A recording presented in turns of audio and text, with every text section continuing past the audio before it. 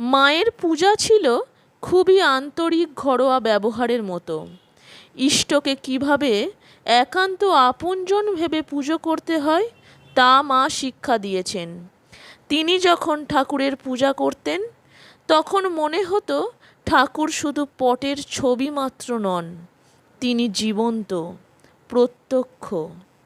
পথে ঘাটে ঠাকুরের ছবিকে নিয়ে চলার সময়ও মা যেখানে যেমন সেখানে তেমন ভোগরাগ নিবেদন করতেন। খাও আজ যেমন মেপেছ।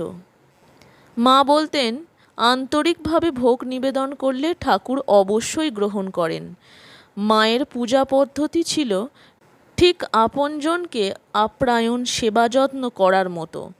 শ্রীমায়ের পূজা করা শুধু মন্ত্র মুদ্রা আর ঘণ্টা বাজানো নয়, উহা ছিল প্রিয়জনকে সেবা করার মতো।